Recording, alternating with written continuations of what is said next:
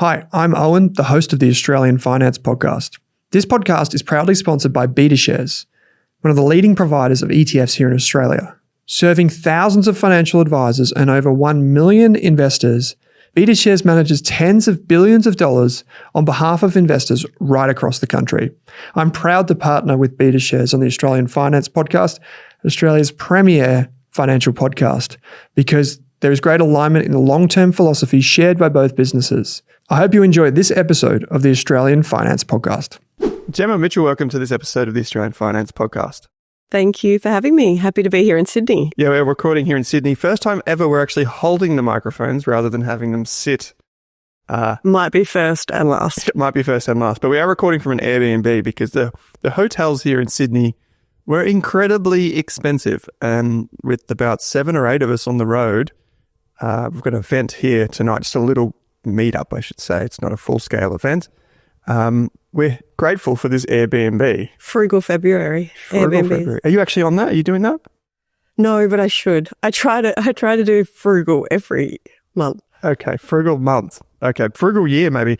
I caught up with Mel Brown not too long ago. It's actually, well, say it was a couple of years ago, in a building that I can see through the window from here, actually, years ago. And she wrote the book, what does it say? She wrote I won't say the full name because it's a swear word. It's Un-F Your Budget. Yes, yeah. And she's done a few others. Yeah. But when I caught up with her, we did the recording in her apartment. She had an apartment instead of an office for her team. And it was really cool because I guess she could stay there on, hopefully she doesn't mind me saying this, she could stay there on weekends. ATO, don't listen. ATO, hopefully not listening. But they could stay there and because they all work remotely. And it was really cool. And we're kind of doing that on the road this week. We're going to answer some questions today. We've got questions about super. We've got questions about people just with different options and what they can pursue if they're thinking about tax. We've got a whole heap of things here. We actually probably have had the most questions on the Australian Finance Podcast in the history of the podcast. And we've been going since 2019, so keep that in mind. We were talking about the quality as well and the detail that's coming into them as well. So we've gone from week 1 of Q&A, which was great. There was some lovely, like what we would probably have as layups, some easy ones, softballs, to some really, really, really complicated questions about foreign tax and legal rights and all this type of stuff. So we're going to try and keep it a little bit light this week, but we've got heaps of questions. If you did get your question on the show last week, you did get the Value Investor Program, of course, for free. If you get your question on the show this week, we will also give you a free course or a membership. So when we read out your question today, be sure to follow up on the Rask website and write in. If you do want to ask a question, just head to the websites. There's a link in your podcast player. You can head to the websites in the footer. So the bottom of the website, there's Ask a Question. Select the Australian Finance Podcast. Now, we did tell a story of someone last week who bought a property and it became a little bit complicated. But I believe that person may have actually followed up with you. Yeah. So she reached out. She sent me a message on LinkedIn. So she'll probably send me another one after she hears this. And she was like, the minute you said I had a complicated call or something, she was like, I knew it would be about me. And I'm like, I hope that's okay. And she's like, yeah, it was great. Yeah, great. So go back and listen to that episode. Had a little bit of a panic. Yeah, it was a little bit of a moment. We talked about property and buying property with friends or family in last week's episode. That was one that got brought up quite frequently. Is there anything, before we get into the questions, has there been anything that's come across your table, things you've been working on this week, things you want to share with the community? I haven't had a lot of chats with people this week. Well, it's only Wednesday morning, but because we're traveling, I had a pretty clear diary. We got some great feedback of one of the calls that I did do though. That lit me up. Yeah. So I had a call with a gentleman about retirement planning on Monday, and then immediately after he sent feedback saying thank you so much to you for giving the opportunity for people to have calls and not to be made feel silly and all rushed. the time. Yeah. I remember actually he kept saying, I'll have to let you go because you'll be very busy, and I'm like, no, these calls are just to chat and help. We've got time allocated, so let's get through it. But yeah, that was really good, and to know that people are really getting value out of that. Shout out to Dale. Yeah, that. So for folks that aren't aware, if you're not on our mailing list or you don't have an account with us, you are able to book a call with our team. Particularly if you have a membership, we will prioritize that. And it's just a great way to get feedback and support and guidance on what your next steps might be, because we know finance is really complicated. There's a lot to learn in the first 3 or 4 years. So if we can help kind of push you in the right direction, we will do that. And people booked into my calendar this week. It's been really interesting over the last couple of weeks. A lot of conversations have come through of people looking to change careers, people trying to start businesses. It's been really, really good to just hear from people. There's been a lot of people. I think there's been like a theme from I've already spoken to about 100 people so far this year, and it's been truly wonderful, obviously. But the thing that's probably caught me, Jem, is a lot of people think they're in worse shape than they actually are. And particularly people in their late 40s and early 50s, they might have, still a bit of a mortgage. Kids are a bit older, either high school or beyond, or maybe no kids. And they look at their super fund and they've got, 200 grand, 300 grand, and they think, I'm in a really bad situation. And it's actually really uplifting for them when they see, like, they can go on a website and plug in some compound interest type stuff. And they actually realize that if they just apply themselves for the next 5 or 10 years, they will be absolutely fine. They will have a house, they will have a super fund. And then after the super fund runs out in 30 years or 20 years or whatever it may be, they've also got the pension that will kick in eventually. Or downsize their house. Like they've got options with other stuff. Yeah. I find that a lot of the money coaching clients that I have, again, think that they're in a really bad situation because their bank account or their budget or whatever isn't working. But once we address that one little thing, everything flows much better, or they get a lot of confidence that it's actually not that bad. But yeah, people will go, like I had somebody say to me, I've got 200,000 in my super.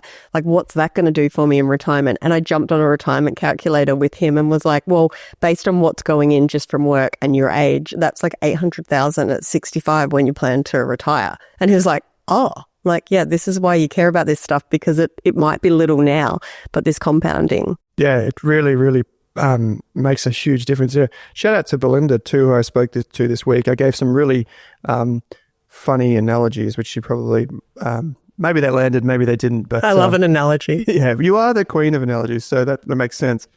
So we do have some questions to get through, some really good ones. But obviously, we don't know your needs, goals, or objectives. So it's really important you speak to a licensed financial planner before you act on the information, especially if you're unsure. If we talk about things like superannuation funds, ETFs, brokerage accounts, all those things, insurance, those things that you want us to talk about, just remember that those things have a product disclosure statement. And many instances, a TMD, that's a new document. It's called Target Market Determination. And basically what that means is that's if the PDS tells you everything about the thing that you're getting, like the fund or the whatever, the TMD can try and help you decide if it's right for you. That's what that document does. So you don't have to see a financial planner all the time, but most people still do, to be honest. So that's what the TMD is for. It should be available on their website. Lastly, if we do mention anything that we might have an interest in one way or another, we will let you know, although it's unlikely we will have that today.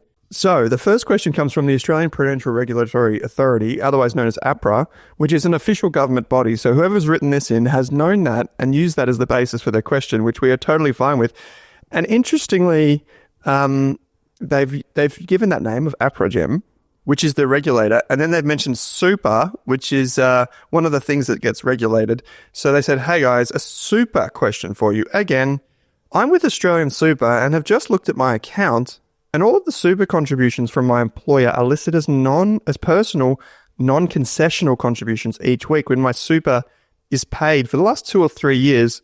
Jim, obviously you're the expert on this. They go on to say, this should say employer contributions rather than personal contributions, ? Not sure if anyone else has had this issue or even if it is an issue. Now, you've got a lot of experience with super. Does that sound right to you?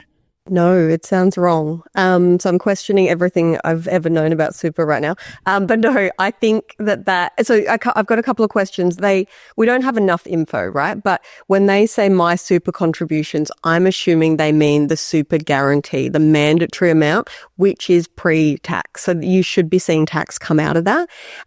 If it's a voluntary, which they could still consider their super contributions, that can be pre or post-tax. So we would have to see the statement just to confirm, but I think they're they're talking about their super guarantee, which should be pre-tax. So that should be going in as employer contributions. And I can't remember what an Australian super statement looks like, but most of those it looks like a bank statement, and you can see date, amount, a deduction, so you can see the transactions and the tax coming out at the time. So I would be calling Australian Super and just asking some questions and talking to payroll about it, and if it's the mandatory amount or this is an additional one that you're doing. But just call Australian Super and ask them. These are the reasons why we want people to be checking in with their super every single year, either when you get your statement or just before the end of the financial year, whatever works for you. I like people to check in with their super on the 1st of June, which sounds random, but you've already worked 11 months of the year. If you want to make any changes or anything, you've still got 30 days till the end of the financial year. So I like people to have a reminder in about 1st of June and to check. So this could be, you would be checking that your details are up to date, your address is up to date, your contributions have been going in and they're going in the right way. Yep. So that makes sense. I just checked my Australian Super app here and I can see a contribution from the RAS Group Proprietary Limited, which is our company, and it says contribution-employer. And right after that, immediately following that, it says tax-contribution. It's got a negative amount. So employer contribution with the tax taken out. And this is important for understand, just a bit of education for people. You can check your super fund, your MyGov, these types of things. Effectively, there are two types of contributions that go into your super fund. There's one that we call non-concessional, which the questioner, APRA, has written in and told us about. That's a different type of contribution that's made into super from your employer, which is what we call concessional contributions. That's where the tax has to be paid as it hits. So you don't physically pay the tax, just as an FYI. When your employer pays your super for you, it's deducted on the way in. That's the key thing about super. So the money goes in, the super fund withholds a little bit of tax and sends that to the ATO on your behalf. This is an interesting question because they may be asking for an imaginary friend or their actual friend. This question comes from Alice, who says, my friend owns their own house and also has one highly negatively geared property, has a ton of cash coming their way, about 200K, and is thinking of setting up a family trust or something to purchase another property and dump the cash in said company. So any income from dividends can offset the negative gearing in the property. Is this the best tax-effective strategy for my friend, or hypothetical, of course? So this is quite a technical question and it involves a few different things, Jem. I love that Alice has put hypothetical, but that said, I think you should definitely speak to a tax agent or a tax accountant on this one. Why would they want to speak to someone like that? Yeah, so I definitely didn't want to touch this one. It's way too specific. But there is so much to consider with a property purchase and the tax, because this is a tax strategy. So you're building wealth and you want to do it, or the friend, do it as tax effectively as possible. So there's so many moving parts and details that you need to make the right decision on this. So you need a tax specialist who can map out, well, does it make sense to have it in a personal name where you can benefit from negative gearing and you can still potentially have access to that cash and all of those types of things? Or does it make sense to be in a trust or a company, which has lots of different considerations? Like they don't have the same tax benefits when you go to sell it. You can't negatively gear across, to deduct against your own taxable income. So there's so many considerations there, and you would really need an accountant, a strategic accountant, to model out different scenarios and then pick the one that's going to work best. Yeah, most financial advisors can offer what we call tax financial advice, which is basically as the tax relates to someone's financial strategy. But this is quite complicated for many of the reasons you just laid out. Another reason is trusts and family trusts are actually based on the state that you live in. So a trust that is set up in New South Wales is different to WA, is different to Victoria, have different costs involved, have totally different things. But there's also different things like stamp duty. There's costs associated with buying and selling property depending on the state. So there's a lot of nuance to this question. I think the person's question, they've probably seen something online about family trusts holding a property.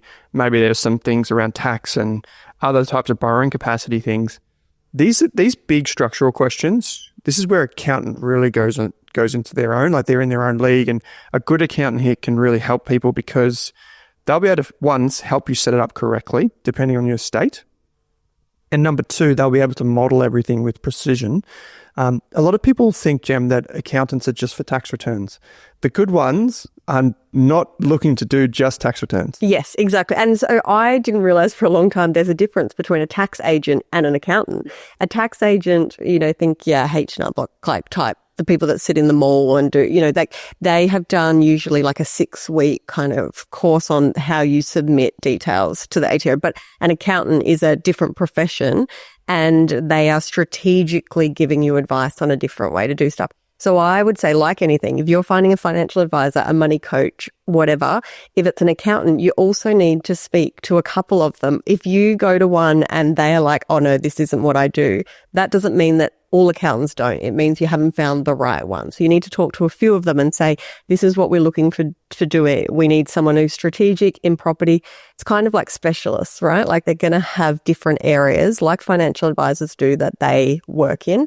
So if you go to your accountant that's just been doing your simple tax return, it might not actually be them that you need this advice from. When you ask a question, be strategic about how you ask your question. Alice tried to be strategic in that question. Give us a funny name, spare the details, and give us like a general question, and we'll do our best to answer. Otherwise, we will have to defer you to an expert. Otherwise, you'll hear the disclaimer. Get financial advice. Yes. But great topic is family trusts. And I did a video on TikTok of all things recently about why I use a family trust and why it owns all the shares of the company that I run and the companies that I have investments in. And there are significant benefits to it.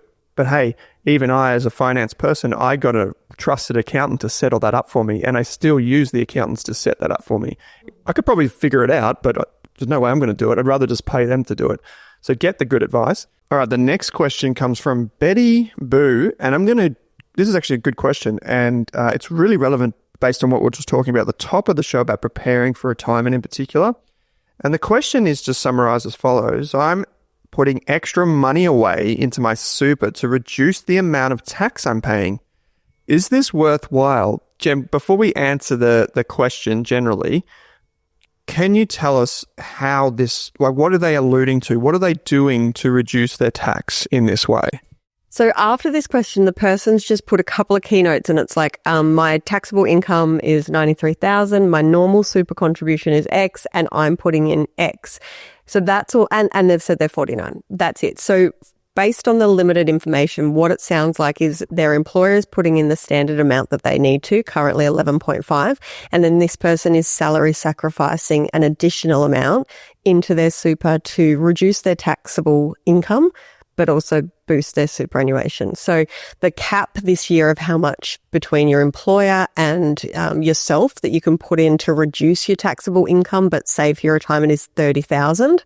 So it sounds like this person is working towards kind of getting up to that level, which means that all of that income is coming out of their taxable income where they're probably paying, 30%, 32%. And going into super where it's only being taxed at 15%. So they're keeping more of their own money with them. Okay, so they've got money that comes from their employer to them. That's the after-tax money, as we say, because the employer's paid the tax. That's that amount of money. So just imagine that's hit their bank account. They've got the other money which goes straight from the employer to the super fund, as everyone's does. Now they're saying, I'm going to put extra money from my actual bank account into my super fund and probably claim a tax deduction. Yeah, well, it could be either way. I was kind of assuming that it was going through employer, but either way, so if it goes through your employer, we call it salary sacrifice, or you can actually do it yourself. Yes, by BPay, you could do it each pay, you could do it in a lump sum and then potentially claim it as a tax deduction, which is filling out a form and telling the super fund, hey, can you treat it as if it was salary sacrifice, which is really easy to do.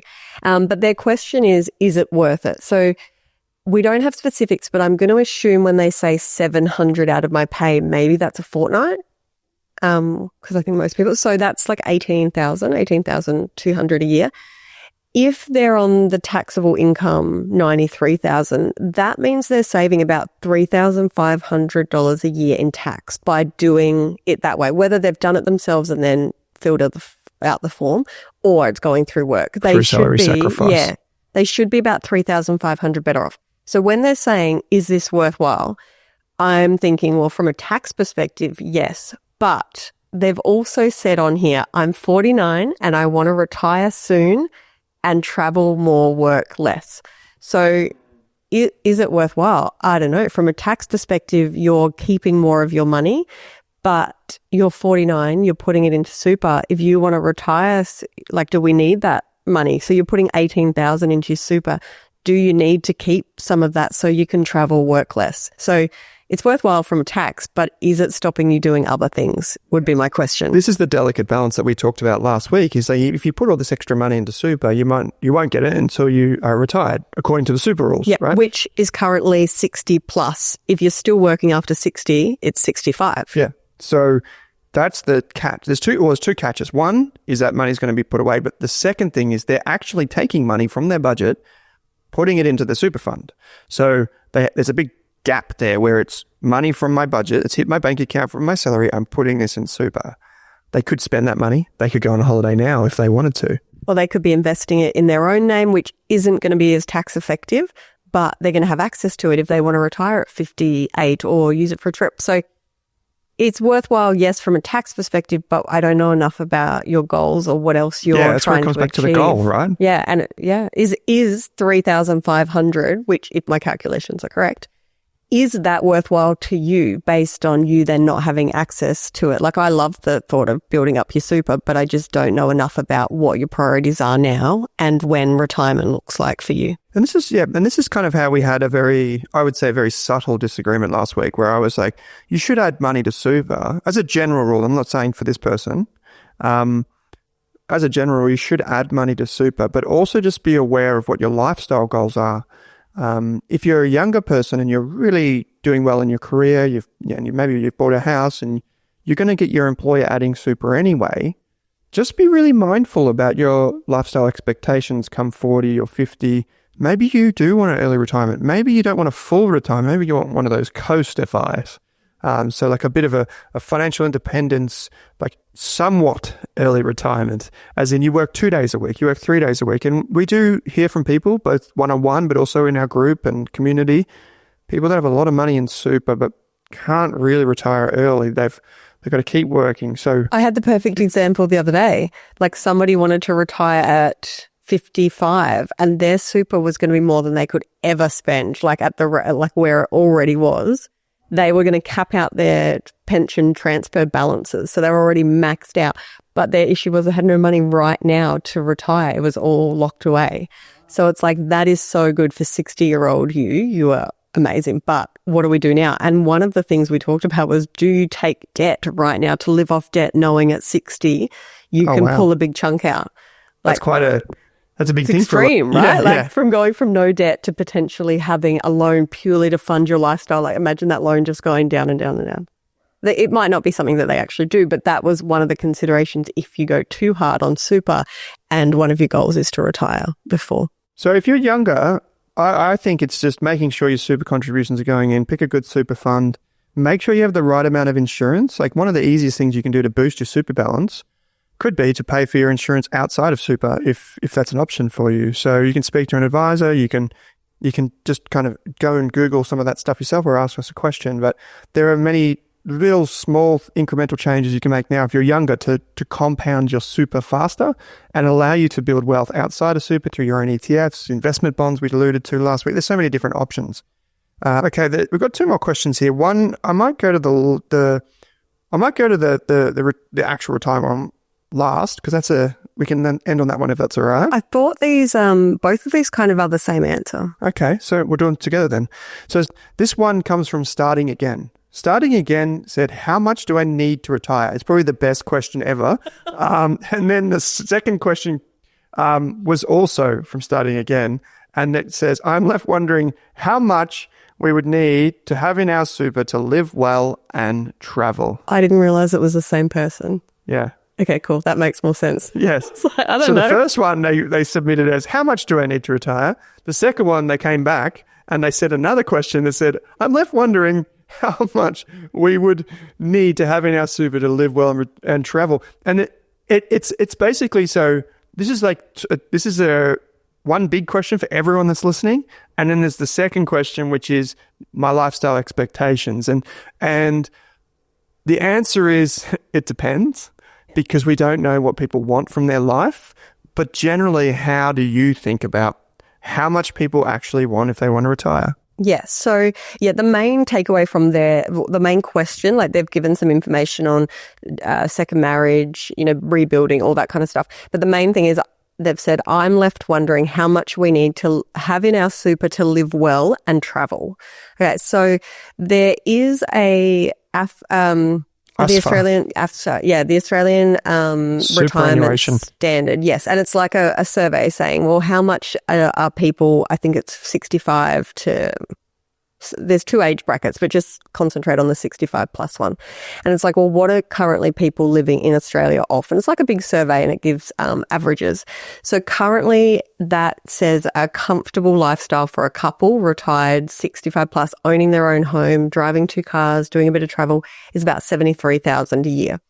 Now, in all my years of retirement planning, I would say majority of people that I've worked with have liked using that as a baseline, and they're like, oh, I think that works, but we're going to add travel, or we know this hobby costs more. So they've used it as like a really good guide, but then they've built on it. So I don't know many people that have just gone, yeah, I could live off that, because it's so different depending on everywhere and your values and everything. So I would probably look at that. If you've got a budget now, that is ideal. Look at your budget now and go, what's going to go when we're not working? What do we want to add? We're going to have more time to do stuff. Maybe we have less work related costs. I'd look at that. If you don't know where to start, I'd go to the Australian Retirement Standard and then start adding stuff and just kind of work out if that applies to you. Like, we have no idea what their travel is. It might be camping, it might be jet setting. So I would start building out an idea for you. This couple also has a age gap, it looks like. But yeah, I would just try to imagine what it looks like. And then there's a really good Money Smart calculator, a retirement planning one. And you can go in and go, well, my super at the moment is this. I've got a partner, my age, when I want to retire, and my normal contributions from work if you're putting extra in. And it actually, you can toggle between the 2 graphs. And one is, you're probably on track to have X amount of income a year with Centrelink and stuff. And the other one is, your balance will be here. The balance is where I see most retirement planning calculators go, but that's so hard for us to get our head around. Like, oh, cool, I'm going to have 600,000 or $1 million, but what does that actually mean each day to me? So I like that this one goes, oh, that's, 60,000 a year or whatever. And you can kind of just start imagining what life might be like, compare it to what you're kind of living now, and just think about how life might be different, because that's going to impact your expenses. Yeah, it all comes down to lifestyle expectation, right? If you think, let's just use round figures, someone has their house paid off, which is a glorious thing, but also has $1 million in super. I'm just using round figures. This might be a couple. There's this old rule, Gem, of the rule of 4%, which was based on this study, and we've actually got a podcast coming out soon with the team at BetaShares, and they went back and looked at the study and researched it and tried to find out the best and worst use and all this sort of stuff. And I actually asked Tom from BetaShares about it and what he thought about it. But the rule of 4% is effectively 4% is like this, what they call the safe withdrawal rate, or like the sustainable rate that you can withdraw from an investment portfolio through time. But that study had many different outcomes. It wasn't just the 4% rule. But the key math is this: 4% is what you can safely withdraw, allowing for 3% inflation. And what that would mean on $1 million, say, super balance is 4% a year is 40 grand. The 30,000, that's 3%. That's for the cost of living. The price of my mainland cheese going up every year. It's been going up a lot quicker than 3% lately. I can tell you that. I've got a gripe with that. But the reality is, though, that the stock market returns about 10%. So if you're thinking about like a balanced portfolio and these types of things, one of the things that I think a lot of retirees don't get comfortable with, or even just financial independence people don't get comfortable with, Gem, is that when you transition to passive income, most likely you will be eating into your retirement. Some people like to think that it was just going to keep growing forever. And sure, once you get to a certain point or you live super frugally, maybe it does, the graph says it's going to keep growing. But the idea of it is that you're supposed to eat into it through time. So don't be afraid if you get to $1 million and you do need $80,000 a year and you're only earning $60,000 from the super each year. expect to see the balance go down, because I have a lot of new retirees say, oh, I've been with my financial advisor for 3 years and my super balance has gone down. Like, yeah, because you're going to Europe every year and it's like they're not magicians. Yeah, it's exactly what it's there for. And some years it won't. Like some years you'll draw down, like if you're in a superannuation pension, there's a minimum that you have to take each year, starts at 4%, goes up. Some years, if your super fund's gone over that and you haven't adjusted it for inflation, it will go, but like it will increase. But there's years that it's going to go backwards, and that's because the market, you've taken extra out. But that's what the money is there for. There's also a sweet spot, like depending on your other assets, you might actually get Centrelink age pension from 67. So you might initially be drawing a lot more out when you retire because you're traveling, you're doing a lot more and you're fully self-funded. But then there's a crossover period where potentially some Centrelink comes in from age 67. And then there's a sweet spot, like based on this 73,000 that this report is saying you need for a comfortable retirement. That means that a couple needs about 700,000 in super, because there's a sweet spot that all of that 73,000 to be comfortable doesn't have to come from their investment portfolio. Some of it's coming from super. Okay, yeah. So there's that crossover. Yeah, so the government can top up with the pension and things like this. Like a lot of those retirement planning calculators, it kind of looks like a bit of the back end of a bell curve, like it's falling away. But then there's this like a line that emerges in the background and it shows the actual pension payments from the government. Now, no one, as I'm aware, like really aspires to be fully dependent on the pension, but it is there for a reason. And the reality is, as decades and decades pass, more Australians will rely on super, which makes it easier for the government to provide those benefits. To fund it. Yeah, exactly. And yeah, it might, because they've pushed it back from when you can be eligible, more and more people do have that period that they are self-funded and that they'll be more reliant on it. They'll see their super drop more, but then it tapers off if those benefits come in. So it's just about finding the balance and being comfortable that this is a pool of money designed for you to live off. It is okay for you to use it. It is going to go backwards. But that MoneySmart website, that moneysmart.gov.au calculator I talked about, it has like that Centrelink and things in it. Just one trick with that is, it's based on superannuation, but it's bringing in the age pension. And if you have other assets outside, like an investment property, that's all going to affect your eligibility for it. So as you get closer to it, like being eligible, you'd go into a lot more detail. You'd go to a financial advisor who can look at the strategy on it. If there's an age gap between a couple, like there's things that you can do to maximize your pension between each person getting to pension age. So financial advice for retirement planning is so important. So important, absolutely. And if you're younger and you're thinking, I just want to create wealth, what these guys are saying sounds like I shouldn't use too much super. I don't want people to come away thinking that. What I would encourage everyone to do, regardless if you're 18 or you're 80 and you're earning an income, is add money outside of super as well as inside super. Like, if you don't have a home and you're currently focused on building up your offset account or minimizing your mortgage, do that. That's fantastic. It'll give you options in a few years. If you have, a bit of discretionary money to spend on something, sure, invest in some ETFs, build that up as well. You don't have to do all or nothing. And I think the more you prepare, the more options you will have. So keep building wealth outside of super, keep building wealth inside super with your employer. But if you haven't checked your super fund, obviously go and check on it. As Jem said at the top of the show. And the other thing is, like, I speak to a lot of financially independent people who are intending to retire early. We have Dave Gow on the show, friend of the show pretty regularly. We've had Matt from Aussie Firebug, a lot of people that do retire early in our community. As you approach that stage of your life, what you'll find is most likely, Jem, is that you have a lot of property which you seek to unwind a bit. And you'll probably start to invest more in shares and ETFs that pay franking credits. So you can develop a passive income long before you need to rely on super fully. So that all just comes back to a bit of planning, a bit of care, maybe start to plan that 2 or 3, 4 or 5 years into the future before you're going to retire, even if it's an early retirement for you. So we did get a lot of great questions this week. We'll answer more next week, of course. If you enjoy listening to the show, be sure to leave us a review or get in touch and just send us a message. You can send your questions in via the Ask a Question link that's available in your podcast player on YouTube. My hand is shaking a bit from holding this microphone. I've got to admit, it is quite heavy. It is so heavy, especially after my training session on little Tuesday. Mics. You can see why all those kind of people on Instagram have those tiny little mics. And we got these big things. But our muscles will be so. Yeah, we'll be fit. We don't need to go to the gym after this.